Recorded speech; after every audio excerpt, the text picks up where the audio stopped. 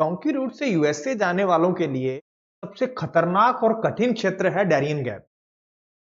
इस क्षेत्र में घने जंगल हैं, दलदले हैं, तीव्र ढाल वाले पर्वत हैं, तेज प्रवाह वाली नदियां हैं और साथ ही साथ इस क्षेत्र में कोई भी रोड नहीं है, कच्ची रोड भी नहीं है इस क्षेत्र।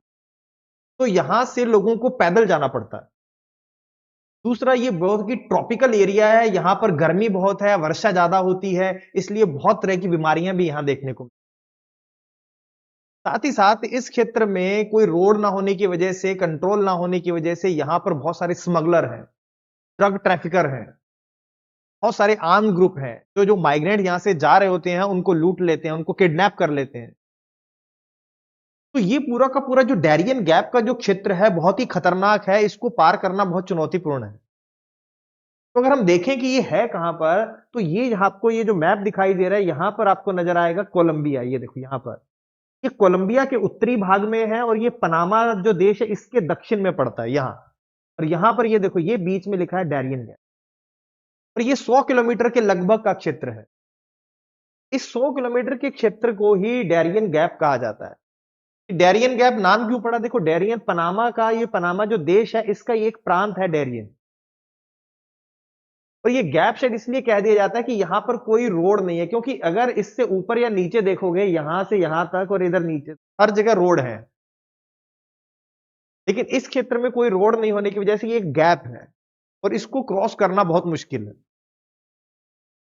जैसे मैंने अभी आपको बताया कि हम डोंकी रूट से जो लोग जाते हैं अवैध तरीके से यूएसए जाते हैं, तो उनको इंडिया से मान लो गए तो यहां पर इक्वेडोर में उतारा जाएगा, यहां से वो बाई एयर पहुंचते हैं और इक्वेडोर के बाद उन्हें यहां कोलंबिया में यहां पहुंचाया जाता है डैरियन गैप के पास। या तो बोट से जाएंगे या उन्हें किसी कार के थ्रू यहां पहुंचा दिया जाता है। इसके बाद वो पैदल पैदल यहां से चलते हैं, ये डैरियन गैप को क्रॉस करते हुए पनामा को और कोस्टा रिका तक पहुंचते हैं पैदल। उसके बाद फिर उन्हें कार से या बोट से उन्हें वापस आगे पहुंचाया जाता है निकारागुआ तक। और फिर आगे वापस से उन्हें कार से या बाई बस आगे ले जाया जाता है और धीरे धीरे उन्हें पहुंचा दिया जाता है ये मैक्सिको और यूएसए के बॉर्डर तक।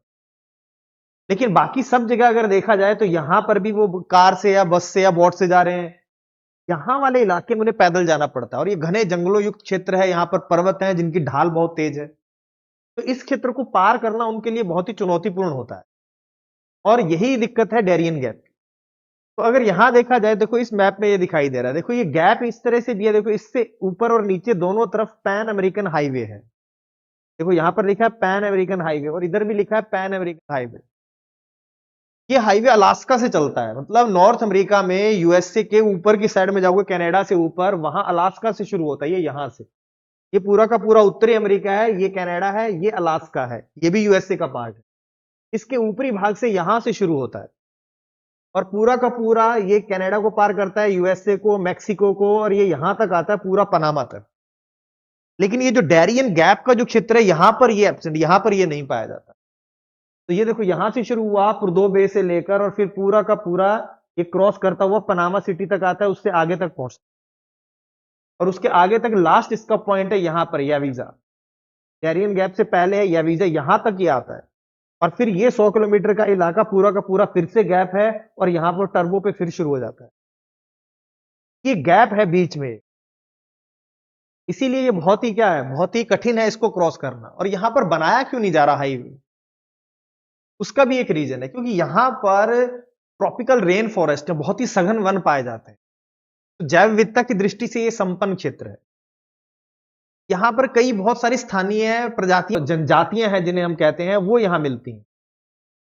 तो इस क्षेत्र में बहुत सारी स्थानीय जनजातियां हैं, उन पर खतरा उत्पन्न हो जाएगा अगर यहां से क्रॉस करते हैं। यहां की बायोडायवर्सिटी पर खतरा उत्पन्न हो सकता है। और तीसरा, इसकी कोस्ट बहुत ज्यादा है, फाइनेंशियल कोस्ट। यहां पर पर्वत हैं, उनको उनको भी क्रॉस करना पड़ेगा, तो ये पैसा लगाए कौन?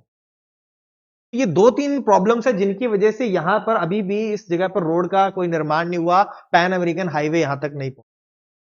तो अभी जो हम पैन अमेरिकन हाईवे की बात कर रहे थे, तो वो शुरू होता है यहां पुर्दो बे से लेकर ये पनामा में पहुंचेगा यहां तक, यावीजा तक, और उसके बाद ये फिर टर्बो से शुरू हो जाएगा, नीचे की तरफ जाएगा और ये यहां पर लास्ट पॉइंट है अर्जेंटीना का, यहां तक पहुंचता उशुइया तक ये रहा।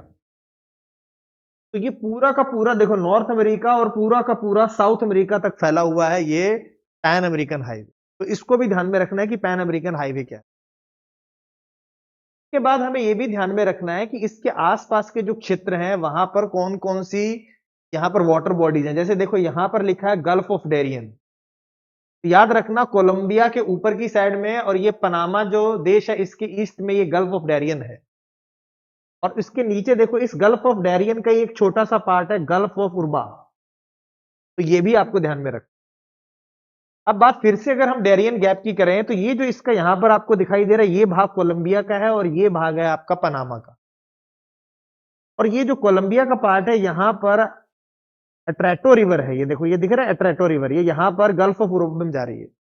ये जो भाग है ये पूरा का पूरा दलदली क्षेत्र है, बिल्कुल प्लेन है, तो इस रिवर की वजह से यहां पर दलदल बना हुआ है और घने जंगलों युक्त क्षेत्र है।